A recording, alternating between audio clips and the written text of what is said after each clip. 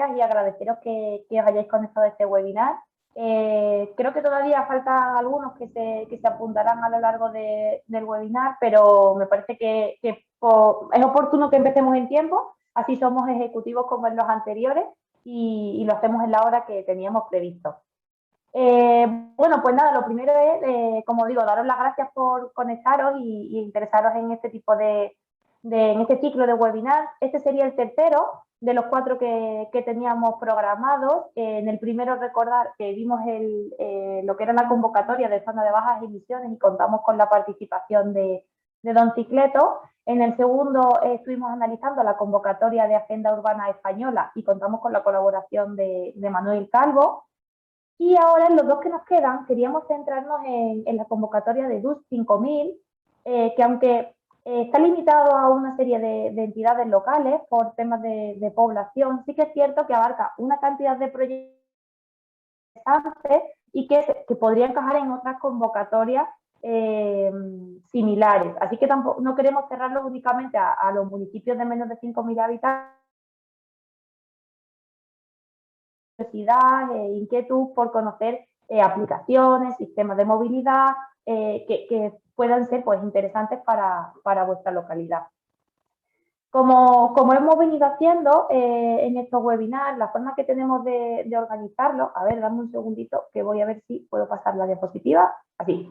La forma de organizarlo está siendo, en un primer momento hacemos una revisión de esa convocatoria en concreto y a continuación pues traemos a alguien, a un colaborador experto en alguna de las materias, de aplicaciones, de sistemas de transporte, para que os cuente pues cómo funcionan determinados, pues ya os digo, determinadas soluciones, determinados sistemas para que los conozcáis y veáis si realmente pues, os sirven, si os son de aplicación para vuestro municipio. En esta ocasión tenemos el honor y el placer de contar con Rainer Uphoff, que bueno, espero, Rainer, que tú te presentes luego porque para presentarlo necesitaría una hora porque ha hecho muchísimas cosas en su vida, pero hoy quería presentarlo y que lo conocierais pues como un emprendedor y fundador de la plataforma MoveMe, que ha ganado el primer Premio Nacional de Movilidad, ¿no?, en 2021, que es una empresa andaluza que desarrolla pues, soluciones de transporte a la demanda y que creo que su primer caso y caso de éxito ha sido en Alaurín de la Torre, en Málaga, que cuenta ya con un sistema de transporte público prácticamente, podemos decir, 100% a la carta, ¿no? Es a demanda y así pues se atiende a todos esos núcleos de poblaciones y demanda diseminada.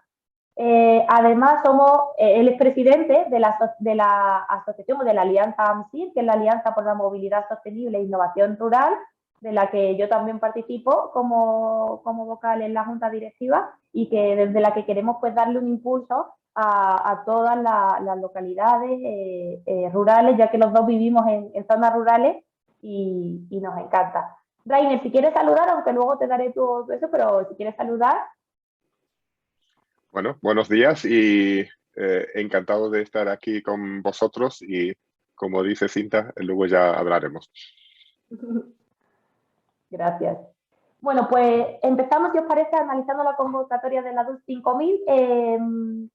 La idea es que hoy nos centremos, veamos la convocatoria y nos centremos en una de las 2 tipologías de proyectos que recoge, que es las plataformas o sistemas de transporte a la demanda, y en 2 semanas, en el siguiente webinar sobre la DUS 5000, analizaremos otro tipo de soluciones, de tipo de diseño pues, ciclista, de diseño peatonal, bueno, otro tipo de soluciones, pero como en concreto el Real Decreto, una de las partidas grandes que tiene es el de las plataformas de transporte a la demanda, considerábamos oportuno pues, dedicarle un webinar a este sistema.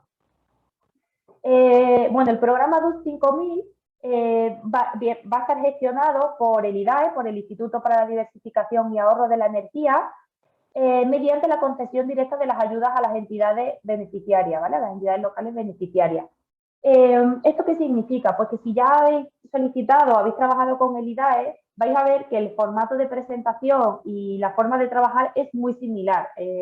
Así que yo he estado revisando el modelo de memoria, y es muy similar a la ayuda para entidades locales de economía baja en carbono, que empezó en 2017 y justo se finalizó a final de 2020.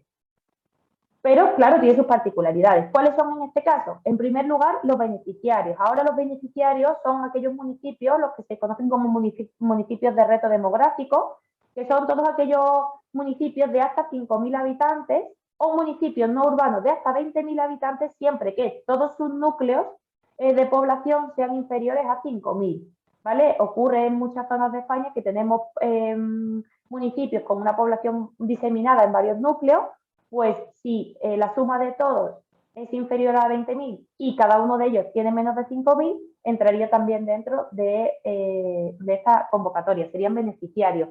No solo municipios como entidades locales únicas, también se permite la agrupación de algunos municipios que reúnan estas características.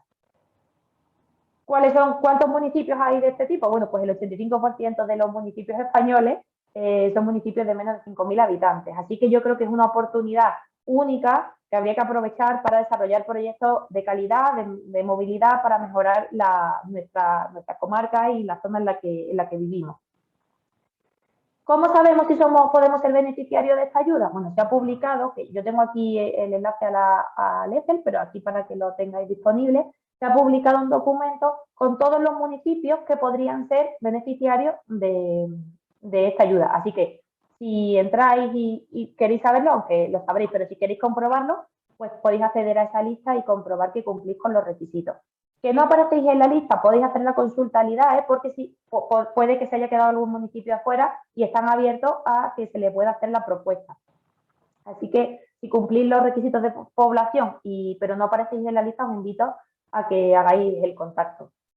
Para este programa se han destinado 75 millones de euros. Se pueden presentar medidas, como digo, de movilidad sostenible y transporte público, con una inversión, con un abanico de inversión de entre 40.000 euros y 3 millones de euros. Es decir, la cantidad es bastante amplia y permite acoger a proyectos muy diversos. Y se va a financiar, o se va a subvencionar, mejor dicho, el 85% de la inversión, ¿vale? El 85% es subvencionable. Salvo en proyectos que son los que se conocen como proyectos integrales, que se puede llegar a financiar el 100%. ¿Y qué son proyectos integrales? Son aquellos proyectos o aquellas actuaciones que logren un ahorro energético del 15% y no del 5%, que es el que se pide, o aquellos proyectos que consistan en el desarrollo de plataformas de sistemas de transporte público a demanda, ¿vale? Como veis, en este caso se financiaría o se subvencionaría el 100%, y por eso es tan interesante y queríamos darle esa prioridad en este webinar. Y una cosita que sí es importante, y es que hay una serie de actuaciones que el IDAE considera actuaciones complementarias. Por ejemplo, en una peatonalización, el hecho de poner arbolado para facilitar o para mejorar, hacer que la zona peatonal sea más amable, eso se consideraría una actuación complementaria, por ejemplo. O si hay que hacer arreglos de saneamiento al modificar el firme de una calle para una plataforma única, todo eso son actuaciones complementarias, y en ese caso solo se financiarían el 15%. ¿Vale? O sea que es importante tener en cuenta cuáles son las actuaciones principales, que serían las puramente de movilidad, y las actuaciones complementarias, y en ellas, en las primeras se financiaría el 85% y en las complementarias el 15%. Y como en otras ayudas del IDAE, existe la posibilidad de solicitar anticipos para ir desarrollando las medidas. Los plazos, que esto sí que es importante. Lo bueno es que, a diferencia de otras ayudas que hemos visto, en esta tenemos tiempo. El plazo para presentar solicitudes empezará a contar el día 6 de noviembre de este año, de 2021, y estará abierto por un año natural, es decir, hasta el 6 de noviembre de 2022, o hasta que se agote el presupuesto, porque, como os he comentado, el IDAE va a llevar a cabo la concesión de esas ayudas mediante, o sea, conforme llegan las solicitudes, si cumplen los requisitos, se conceden. Entonces, si se agota presupuesto antes, pues no se podría seguir solicitando.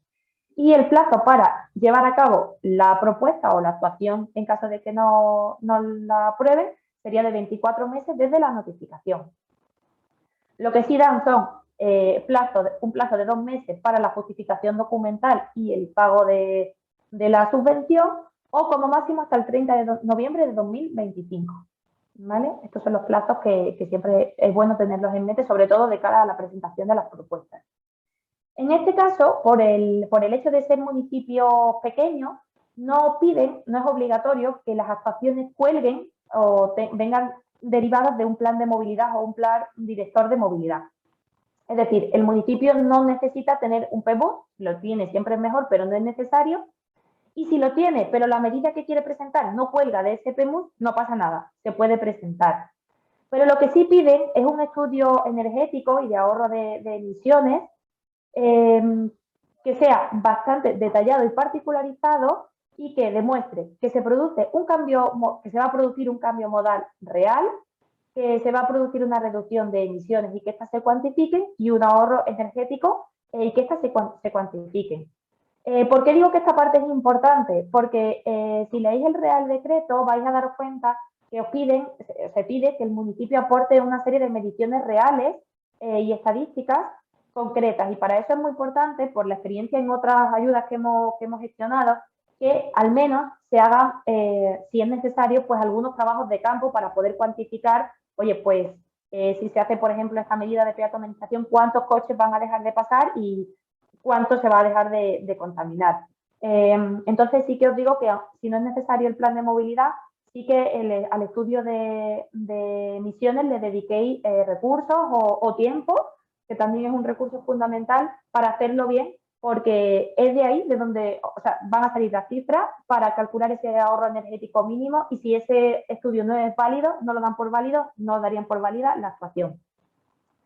Y como digo, pues piden que se produzca un ahorro energético mínimo del 5%, salvo en proyectos integrales que si se logra un ahorro energético del 15%, pues se conseguiría el 100% de la subvención.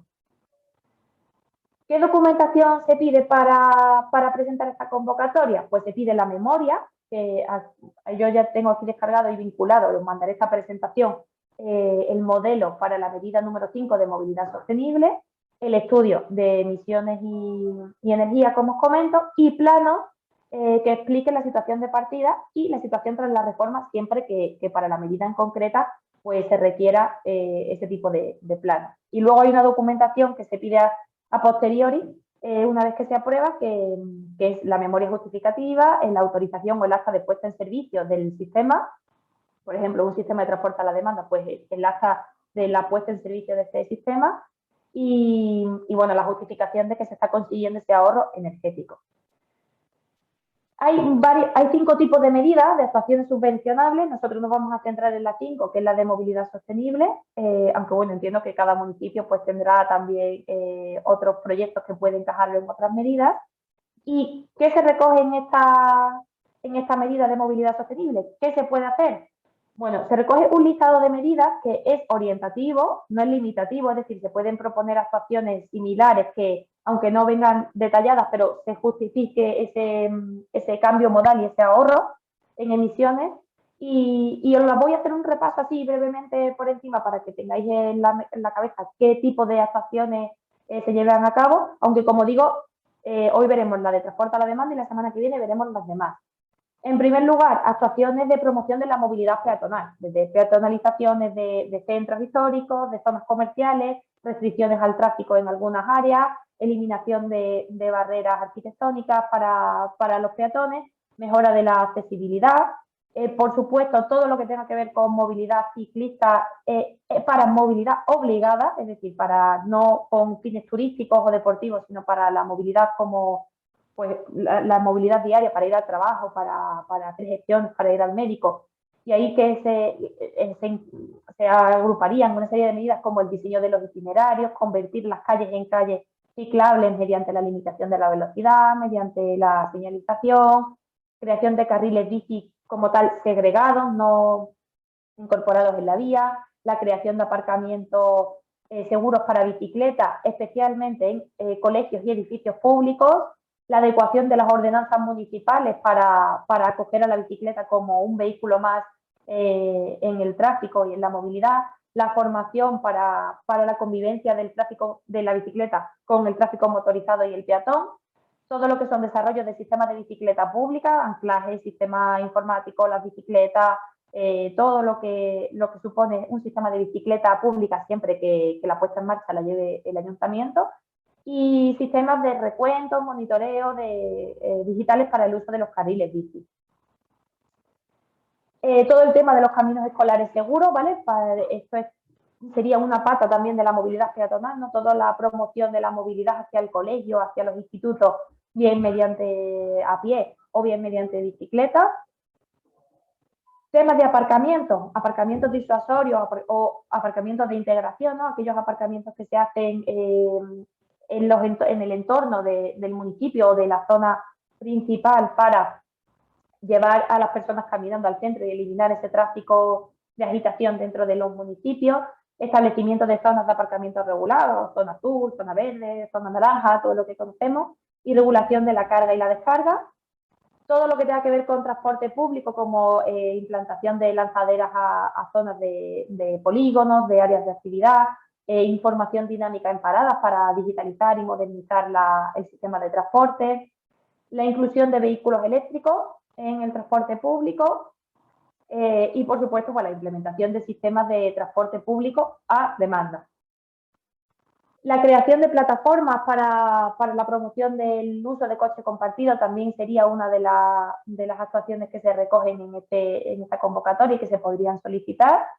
Todo lo que es reordenación y diseño del viario con actuaciones de calmado de tráfico, de creación de plataformas únicas, de creación de zonas de prioridad residencial, desviaciones de tráfico, actualización o modernización o elaboración de los planes, de los PGO, de los planes de general ordenación urbanística que ya integren criterios de movilidad, y lo que son puntos de recarga para vehículos eléctricos pues en vía pública, en aparcamientos públicos y la flota de vehículos públicos. Esto es lo que os decía, todo lo que sea adquisición de vehículos públicos eléctricos en infraestructura de recarga se incluye también en esta subvención, aunque tenemos el MOVES, que el MOVES ha estado financiando todo esto, pero bueno, la apuesta es clara por la movilidad eléctrica. ¿Qué gastos o qué inversiones se subvencionan? Pues los gastos de elaboración de planes de movilidad, si se hacen, o de los planes directores o del estudio de energía, que ese sí que es obligatorio. Todos los estudios de viabilidad, todos los estudios técnicos necesarios para el diseño y la implantación de las medidas, y la adquisición de los vehículos eléctricos enchufables que tengan la etiqueta de cero emisiones según la normativa de la RGP. Para el transporte público, es decir, buses y minibuses, y para otros servicios públicos como puede ser policía, recogida de residuos, todos los servicios públicos. Están las actuaciones complementarias, que son aquellas actuaciones que, como os comentaba antes, no son esenciales para la movilidad o para el cambio modal, pero sí ayudan a favorecer ese cambio modal, como el tema de mobiliario urbano, arbolado, puentes, instalaciones de alumbrado, que como digo, sí se pueden incluir, pero solo se financia o se subvenciona el 15%, y no serán elegibles aquellas actuaciones que realmente no tengan como fin provocar ese cambio en el reparto modal, es decir, adecuaciones de viarios, de caminos que tengan un fin deportivo o turístico no se consideran y no se incluirían en esta convocatoria. Y bueno, ese es el resumen que yo traía para vosotros de la convocatoria de la DUS 5000. He intentado daros un resumen general. Como os comentaba, en el siguiente webinar volveremos a tratar esta convocatoria, pero otros proyectos, y yo creo que desde aquí lo hago extensivo no solo a los municipios de menos de 5.000 habitantes, sino a todos los que estén interesados en medidas de movilidad sostenible, porque todas son aplicables a cada municipio, y si no encajan en esta convocatoria, encajan en otras, ¿vale? Así que bueno, eso era. Y nada, le doy paso, si os parece, a Rainer, que nos cuente todo lo que nos trae para contarnos tan interesante, y al final pues hacemos un turno de preguntas, aunque por el chat podéis dejarnos todas las preguntas que queráis. Bueno, nuevamente os doy la bienvenida y las gracias por estar aquí. El tema de transporte a la demanda es un tema bastante específico que ahora mismo está creciendo a gran velocidad en todo el mundo. El transporte a la demanda necesita también un poco una delimitación conceptual. ¿Qué es transporte a la demanda tal como la entendemos en el contexto del transporte público? Voy a compartir la pantalla para... Perfecto, Rainer. Abajo te sale la ver, opción.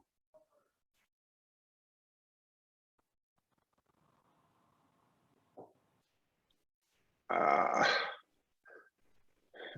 me van a perdonar un segundo porque tengo que autorizar el sistema para...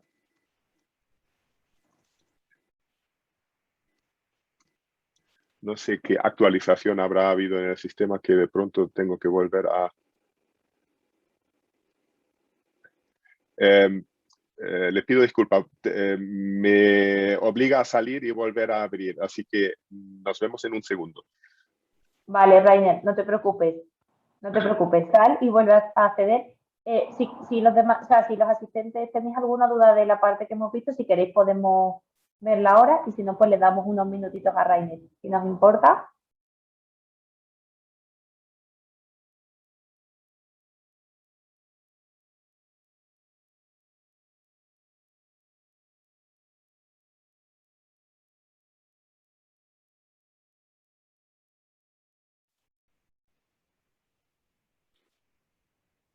Bueno, aquí estoy de nuevo, a ver si funciona ahora la... ¿Me escuchan? Escucha y vemos tu pantalla. Pues ya ven más que yo. Lo que pasa, vemos la pantalla en modo presentación. No sé si tienes doble pantalla. Eh, ¿Ven la pantalla completa o ven la de la mía del presentador? La tuya del presentador. Ouch. Cuando le das la opción de compartir pantalla, Rainer, ¿no te salen varias? Sí, sí, sí. Creía que había elegido la correcta. Vale.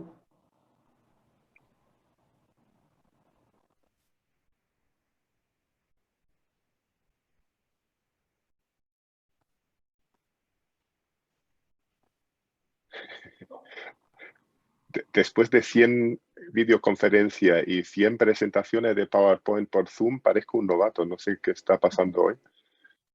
Así No te que, preocupes. ¿ven algo? No, no. No. Mientras, no sé si Ángela quería comentar algo y veo que ha levantado la manita. Ángela Martín.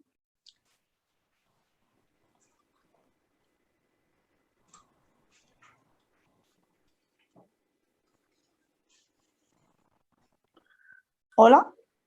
Hola, Ángela. Buenas. Mire, yo tenía una duda, porque nosotros somos un municipio menor de 5.000 habitantes.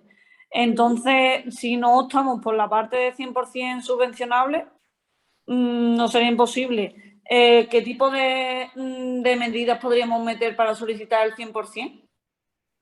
Mira, para solicitar el 100%, en realidad todas las medidas encajarían, ¿vale? Lo único es que cuando se diseñen las medidas, tenéis que ver si realmente conseguís un ahorro de un 15% de emisiones y de un ahorro energético del 15%.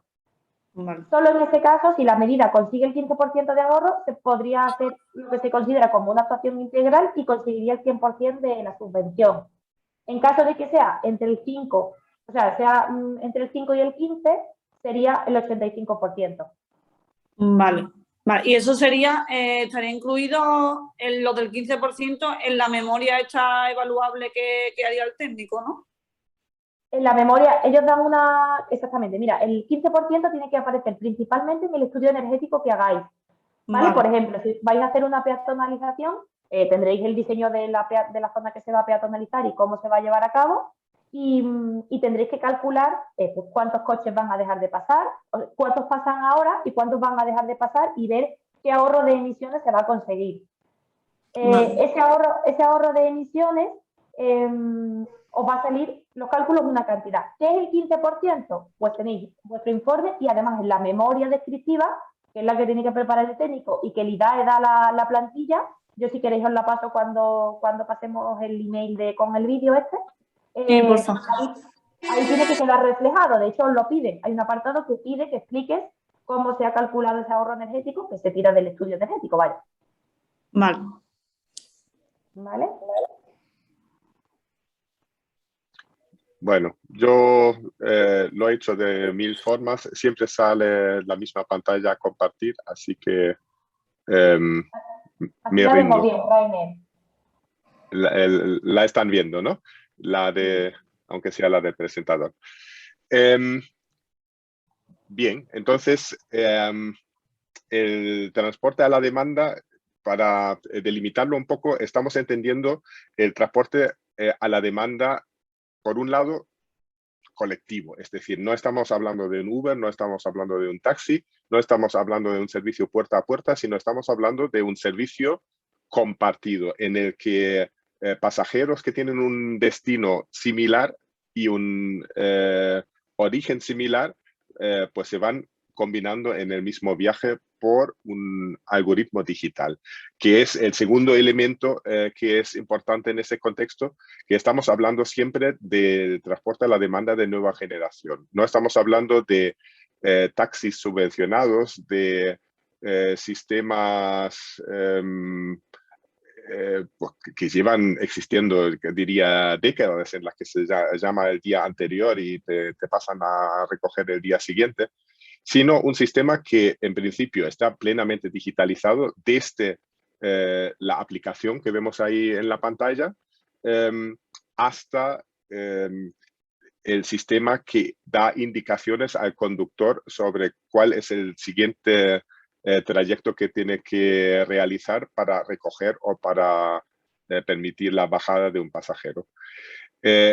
Esto es realmente importante porque, aunque sé que existen muchas plataformas semi-digitales, vamos a llamarlo así, donde se gestiona con un call center, donde se emiten mensajes al operador, etcétera.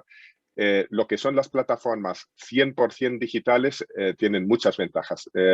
Una de ellas, y creo que eso es lo más importante casi para la administración pública, es que son totalmente auditables. Es decir, es 100% traceable todo lo que hacen los operadores, sea un taxi que se encarga para realizar el servicio, o que en todo caso, con los vehículos siempre geolocalizados, también el pasajero que espera el servicio sepa exactamente cuándo se tiene que desplazar al punto de recogida y cuándo le va a recoger. Para ver un poco lo que son los diferentes modelos de movilidad que se pueden implementar, aquí tenemos un diagrama muy sencillo. Tenemos lo que es la línea a la demanda. Es una cosa, esto se mueve solo. Tenemos la línea a la demanda en la que en realidad mantenemos una cosa muy parecida a lo que son los horarios que tenemos en una línea regular y las paradas, pero se da servicio solo a aquellas donde existe realmente una demanda. Eso es en realidad solo relevante para lo que son las cabeceras, porque muchas veces sucede de que los autobuses hacen un recorrido largo y a lo mejor solo existe tráfico en las primeras dos paradas, pero ninguno en las de, entre comillas, más arriba. Entonces, si no existe una demanda, hay un ahorro significativo si el autobús o el vehículo que se despache para ese servicio no tiene que subir hasta el último pueblo para hacer la recogida. El segundo modelo, y luego hay muchas adaptaciones de esos modelos, pero para entender más o menos lo que tenemos, es el corredor flexible. El corredor flexible es parecido a esa línea a la demanda, pero como un corredor en el que no solo se va a la última parada o no, sino puede, cuando existe una malla de carreteras entre los diferentes puntos de recogida o diferentes municipios que se asocian para un servicio de ese tipo, para que solo vaya a los pueblos donde realmente quiera subir o bajarse a alguien. Y finalmente tenemos la zona flexible en la que se ponen a disposición de los clientes, de los usuarios, una serie de vehículos que sean taxis o microbuses del concesionario de la zona, para que ya sin ninguna vinculación a horarios ni a líneas paradas, sí, porque es un poco por definición el transporte público, porque tampoco queremos hacerle competencia a los taxis, donde existe esa libertad de movimiento. Un ejemplo que tenemos es el de que ya mencionó Cinta, Alhaurín de la Torre. Obviamente no es un municipio de 5.000 habitantes, sino de 45.000 habitantes, pero donde había 3 líneas urbanas de estas que tienen muy poco uso, un uso plenamente, exclusivamente cautivo de personas mayores yendo al médico y parecidos, con una frecuencia de paso de cada 60 minutos, con lo que esas 3 líneas básicamente no tenían un uso real para la mayoría de las personas, porque el autobús siempre pasa cuando yo no lo necesito, de donde yo no estoy y va a donde yo no quiero ir.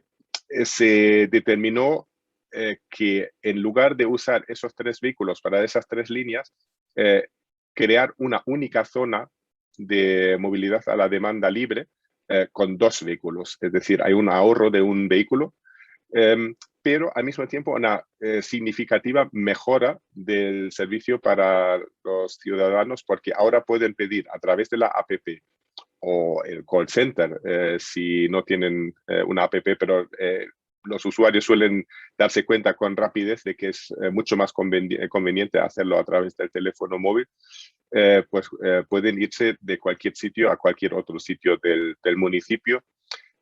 Y es un poco como las típicas aplicaciones de llamar un taxi o un Cabify, en el que se dice de dónde a dónde quiero ir, cuándo, y es la aplicación la que da luego las instrucciones de dónde presentarse, a qué hora, para poderse subir al vehículo.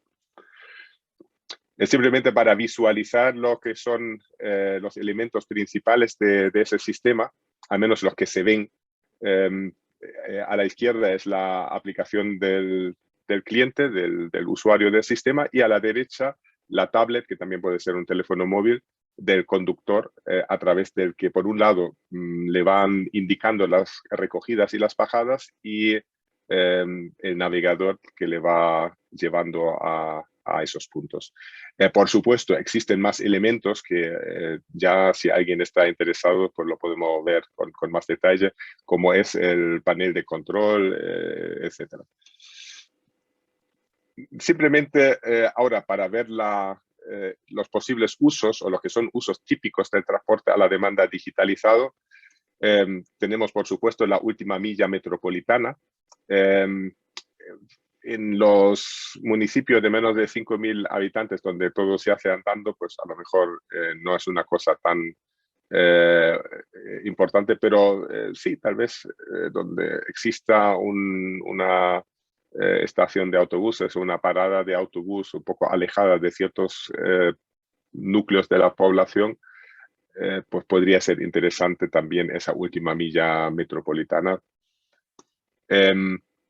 Nuevamente, esto es una cosa totalmente urbana. El tema de los autobuses nocturnos ahora mismo es un tema muy relevante, porque añade capas de seguridad para los usuarios muy importantes, como es que con la reserva digital todo el mundo viaja identificado. Es decir, realmente hay poco margen, y además eso ya la criminalística lo conoce. Es decir, si hay un posible acosador en el autobús, desde luego, sabiendo que no actúa desde el anonimato, ya hay una barrera significativa. Y por otro lado, porque como en los recorridos se pueden flexibilizar y convertirlo en corredores en vez de tener simples líneas, pues también se puede acercar al viajero más a su domicilio o a su lugar de destino, y de esa forma también acortar los riesgos por tener que atravesar descampados, etc.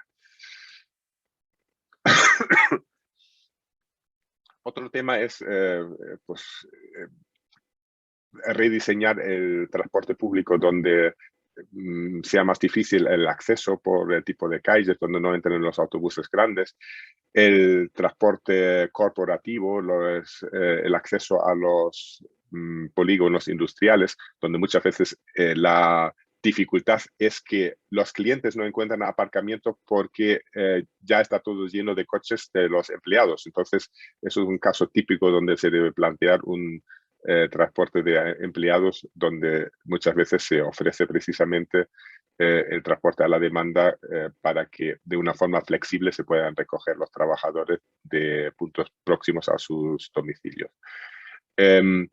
Lo que ya comenté, el servicio a la demanda libre en pequeñas ciudades o en barrios, por ejemplo, ganamos el concurso de TMB en Barcelona, donde van a introducir servicios en barrios, lo que es ya una casuística bastante parecida a la de municipios más pequeños. Un tema también muy interesante es el usarlo para organizar servicios especiales colectivos, es decir, donde se recogen varias personas con discapacidad. Y hay algunos municipios, en concreto de Canarias y de Andalucía, donde he recibido ya peticiones de cómo plantear eso como una especie de servicio público para que las personas con discapacidad puedan tener una movilidad mejorada gracias a poder pedir a través de la app o del call center este tipo de servicio.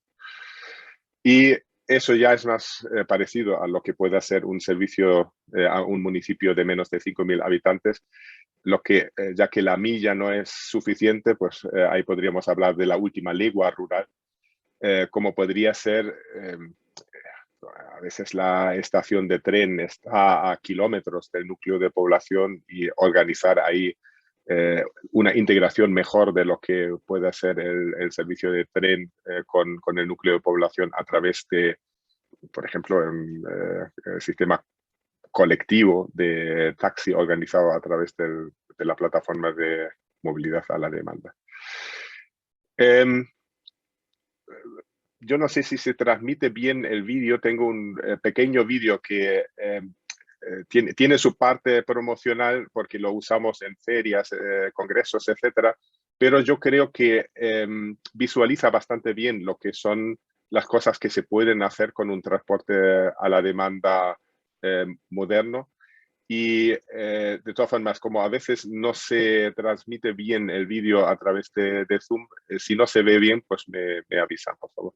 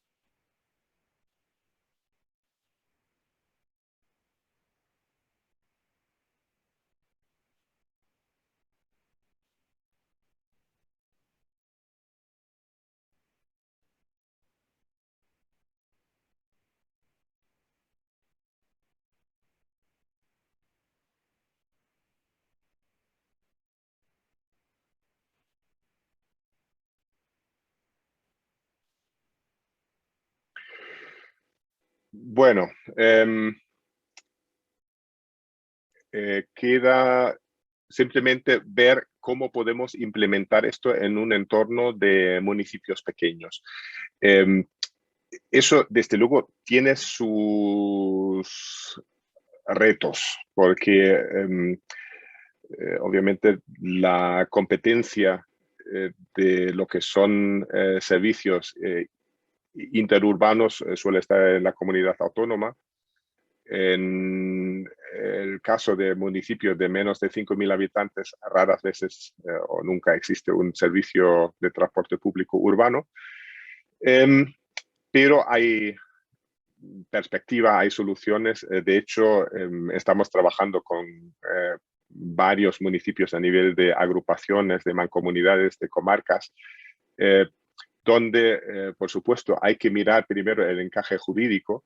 Desde luego, hay yo diría, un cambio de actitud muy importante después de la pandemia y también por los avances tecnológicos con estas tecnologías, donde hace un par de años era muy difícil plantear algo así. Ahora hemos visto casos en los que el regulador o la comunidad autónoma, cuando presentamos el proyecto, nos dice, pues no lo podéis hacer, pero por favor hacedlo porque sabemos que es la única forma de mantener una oferta de transporte público en una zona donde el transporte del concesionario a riesgo y ventura se ha caído y han abandonado o el servicio es claramente insuficiente. Y de hecho, con el reglamento nuevo del taxi en Andalucía y cosas parecidas, en Castilla-La Mancha tiene un reglamento específico de transporte a la demanda o tiene un apartado específico de transporte a la demanda, pues ya es mucho más fácil plantear estas cosas entre diferentes municipios. El relacionarse bien con el concesionario de la zona también es importante. Yo sé que eso, por ejemplo, en Tenerife, donde he vivido muchos años, es mucho más fácil porque al final ahí está solo Titsa y Titsa es del Cabildo y aunque sé que el piloto que hicieron ahí con el transporte a la demanda lo organizó el Cabildo, bueno, ahí plantear eso al menos no tiene tanta complicación como en la mayor parte de Península, donde siempre hay que contar con lo que permite la comunidad autónoma y lo que los concesionarios de la zona, muchas veces con concesiones caducadas, están dispuestos a, bueno, a tolerar o a plantearse como cooperación.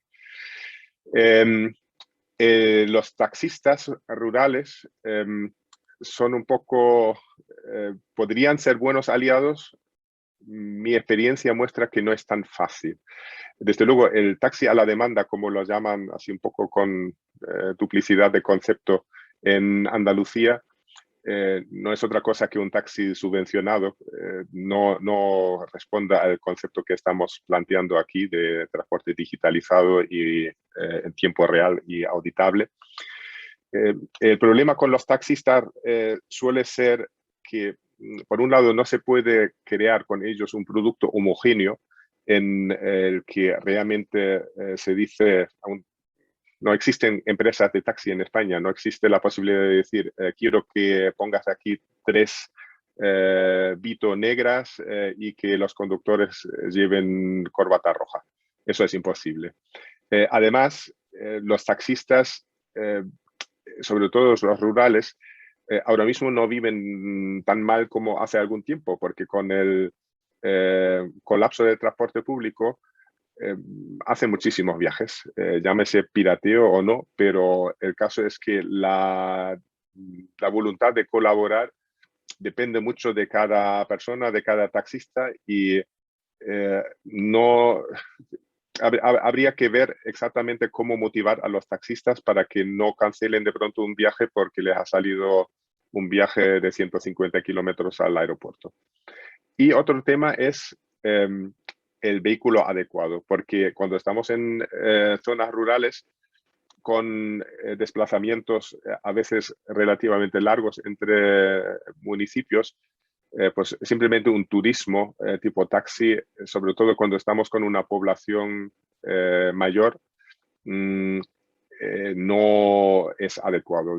Yo ahí puedo hablar de experiencia propia, que tengo un poco de movilidad reducida y simplemente no quepo en lo que es la parte de atrás de un turismo.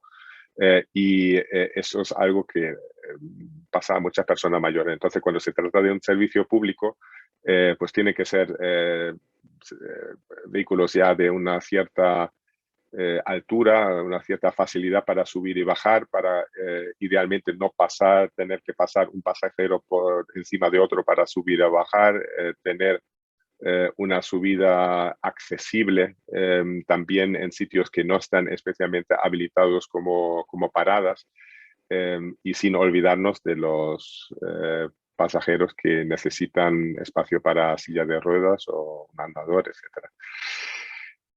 Así que esto es el planteamiento general para plantear la introducción ahora o plantear un proyecto.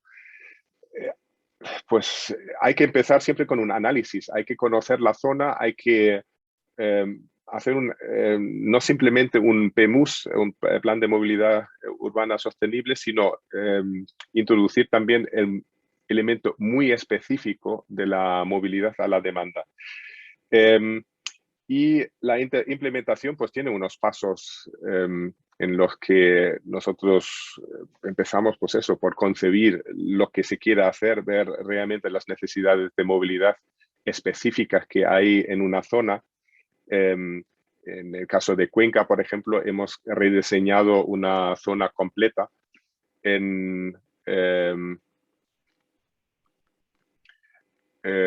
donde hemos visto las necesidades de movilidad de tráficos escolares, de tráficos sanitarios para ir al médico. Y hemos creado pues eso, un híbrido entre un tráfico regular y un tráfico a la demanda para esa zona.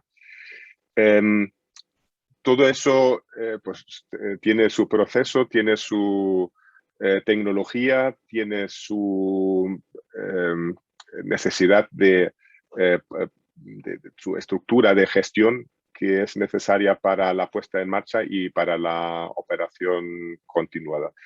Y ahí ya pues, realmente es cuestión de que en cada lugar se decida si quieren asumir esa gestión directamente, si quieren trabajarla con empresas especializadas como nosotras o las diferentes opciones. En todo caso, hay que pensar que una vez que se pone esto en marcha, eso tiene un coste, pero también un ahorro.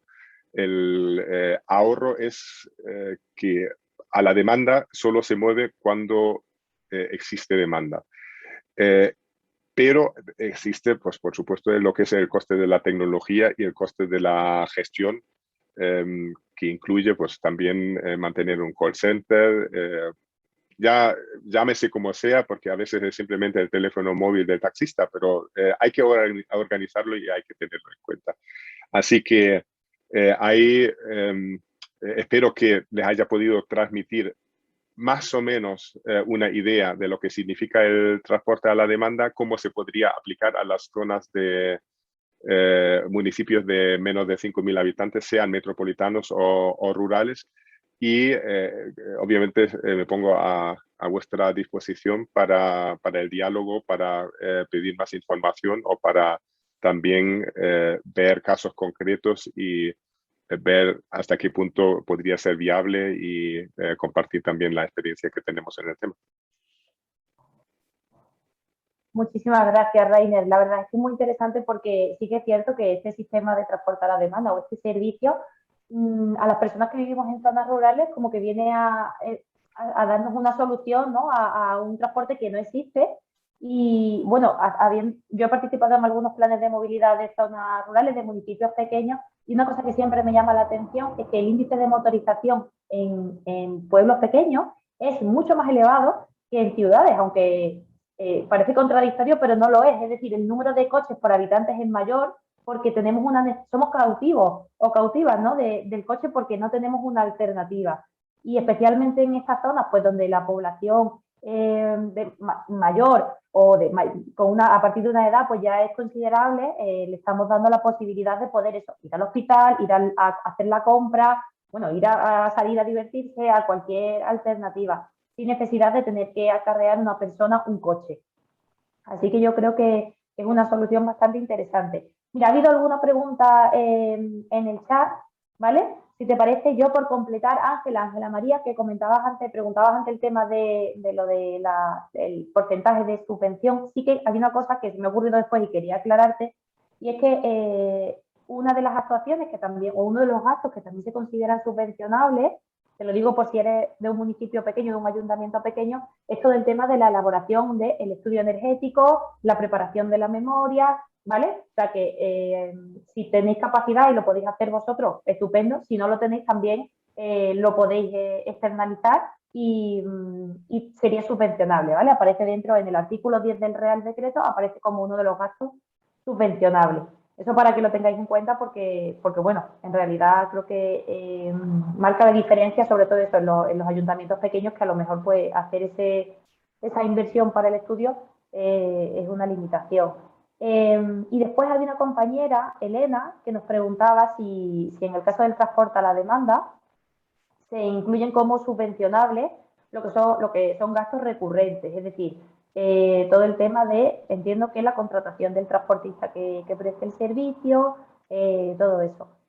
Según la normativa, este Real Decreto, ¿vale?, que se ha publicado, lo que se está subvencionando en esta convocatoria es la implantación del servicio, es decir, la inversión en la adquisición del vehículo, de la aplicación informática o la plataforma, el software que se va a utilizar para la gestión, es decir, todos los elementos para la puesta en marcha, pero no los costes derivados del mantenimiento, podríamos decirlo así. Esto es lo que se recoge a priori. Se podría lanzar la pregunta, que yo siempre soy muy preguntona en este sentido, porque a veces o no se ha contemplado o no, o es que no, pero bueno, siempre se puede lanzar la preguntalidad, ¿eh? Y también estas cosas dependen de cómo vaya evolucionando las solicitudes. En la convocatoria anterior tuvimos la experiencia de que habían pasado 3 años y no había muchísimo presupuesto disponible. Entonces el IDAE amplió el abanico de actuaciones subvencionables y de importes subvencionables, o sea, y de dinero que se podía dar por municipio. Te lo digo porque si ahora mismo no encajaría, puede que a posteriori pueda entrar o puede que no. Eso ya quedaría un poco ahí ¿vale? A ver si el IDAE lo decide.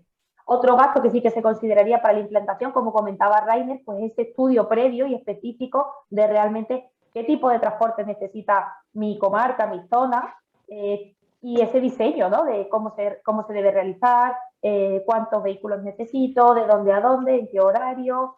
Todo ese estudio también se incluiría. Es decir, todo para la puesta en funcionamiento, para la implantación. Y luego Juan había levantado la manita. Juan, creo que nos has escrito, pero si quieres te doy la palabra también. Rainer, te la lanzo si te parece.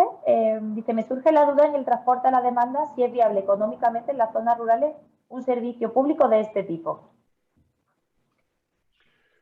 Sí, esa es la pregunta del millón. Es decir, ¿es viable económicamente no ofrecerlo? Es decir, existiendo además en la nueva ley de movilidad, lo que se está diciendo es que se definirá además un derecho a la movilidad, por lo que las administraciones públicas autonómicas o locales o quienes sean tendrán obligación de ofrecer o de garantizar ese derecho.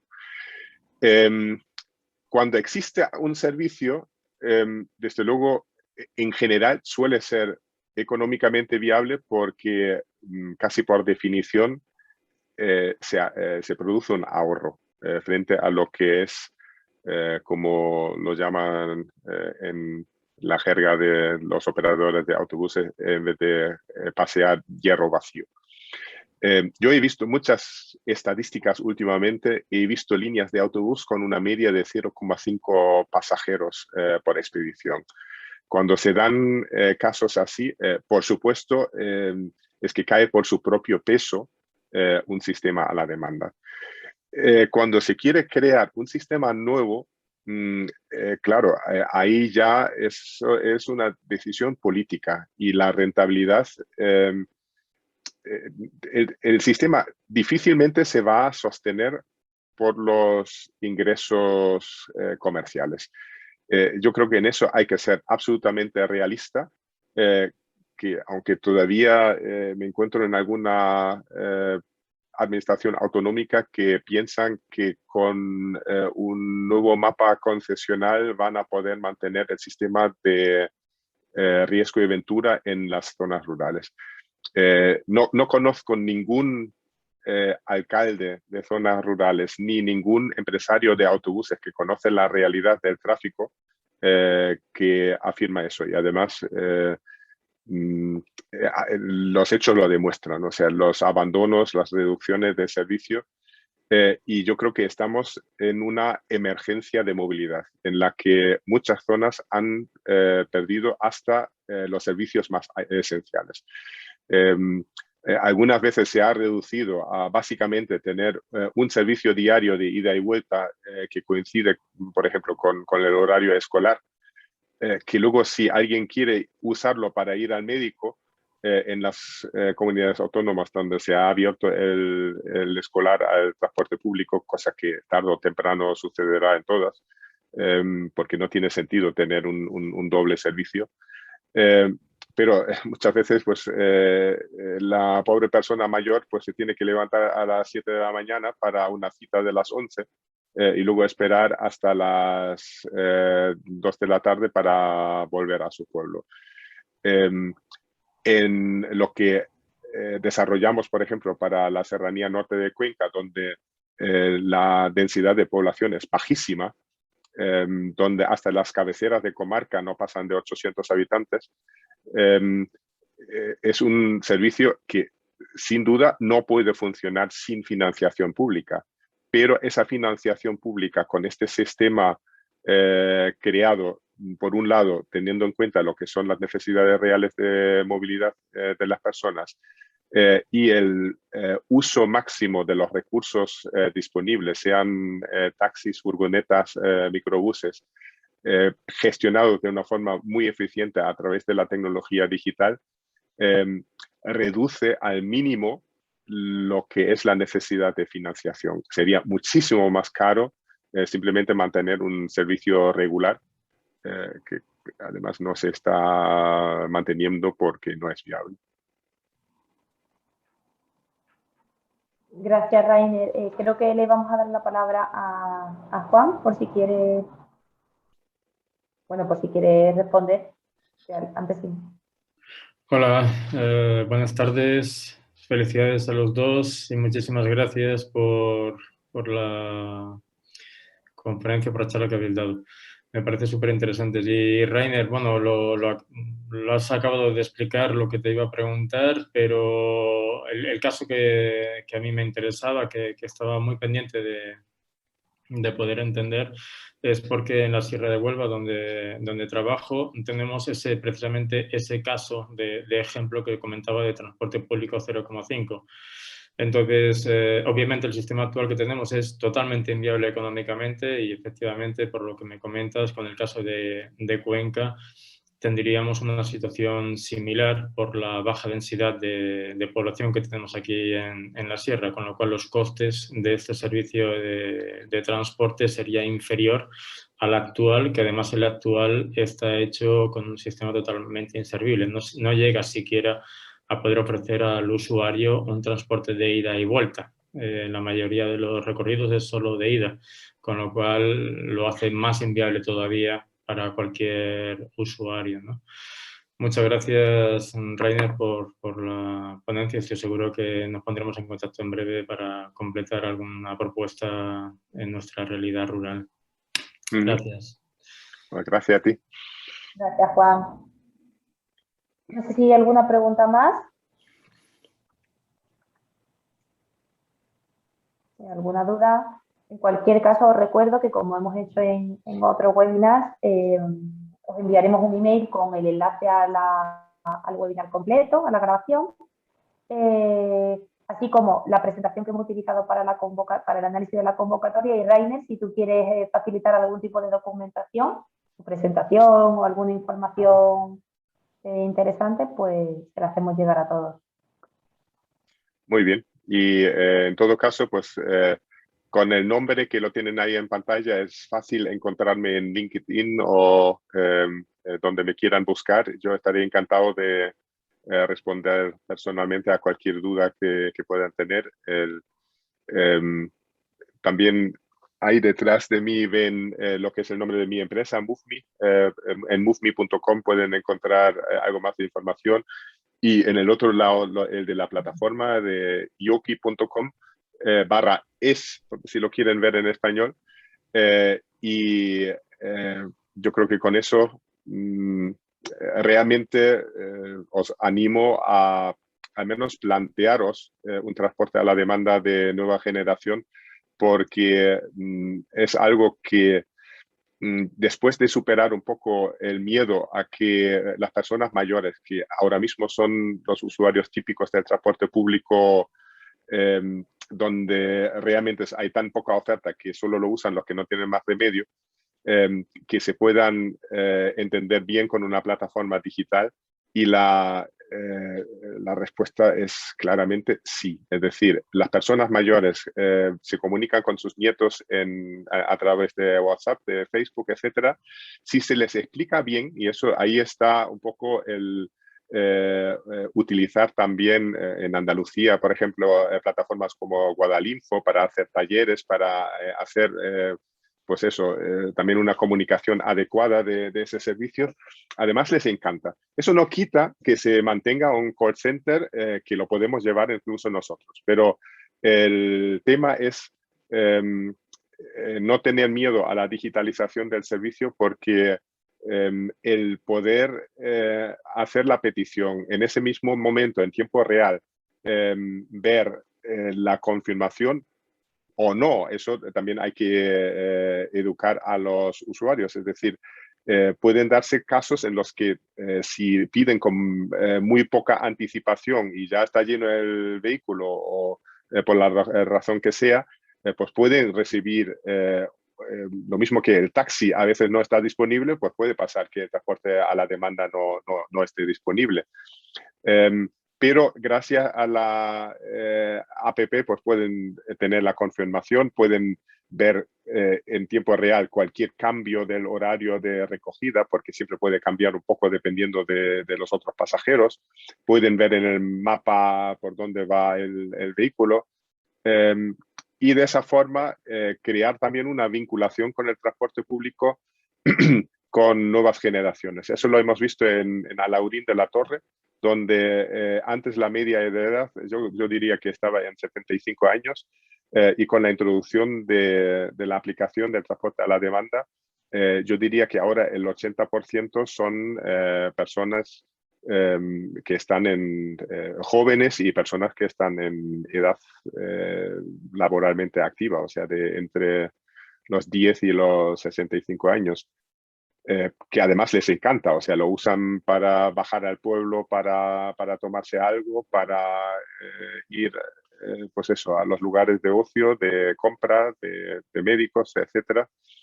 Por lo que muchas veces ese tipo de sistema es capaz de iniciar un cambio modal importante, porque la gente muchas veces no quiere usar el coche, pero no tiene más remedio. Genial, Rainer. Pues lo dicho, muchísimas gracias. Reiteramos el ofrecimiento, ¿no?, de nuestro conocimiento y de nuestra experiencia, tanto en convocatorias de este tipo como en transporte a la demanda, para poneros a vuestra disposición para cualquier duda que tengáis. Nos tenéis localizados o localizables. Y nada, yo, si os parece, para cumplir con el horario, prácticamente nos hemos ajustado. Lo dejamos aquí, nos despedimos y ya os digo, os mandamos toda la información, nuestro contacto, o podéis buscarnos por LinkedIn o donde sea. ¿Vale? Una última cosa, porque eso ahora mismo, justo antes de esta conferencia, estaba tratando el tema de los vehículos. Los vehículos que son subvencionables son eléctricos. Hay un problema, no hay vehículos eléctricos ahora mismo en el mercado que sirvan para esto. Básicamente, los fabricantes que están diciendo, aunque algunos hayan hecho ya anuncios de plataformas eléctricas, de vehículos eléctricos, pero disponibilidad real no hay, y menos con el problema de los componentes. Tienen también el problema del peso de las baterías que se les pone encima de las 3,5 toneladas, que es la barrera entre turismo y autobús. Eso se irá resolviendo y dentro de un año seguramente el panorama será muy diferente al de ahora.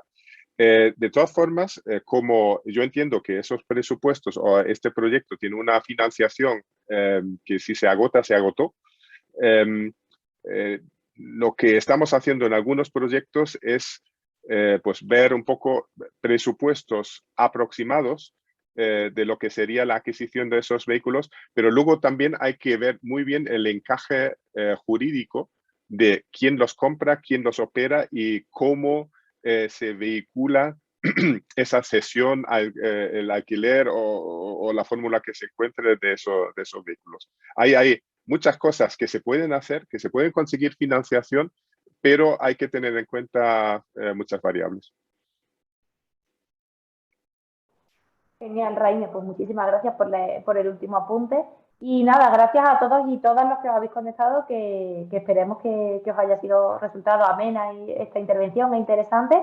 Y lo dicho, estamos a vuestra disposición. Un fuerte abrazo. Gracias.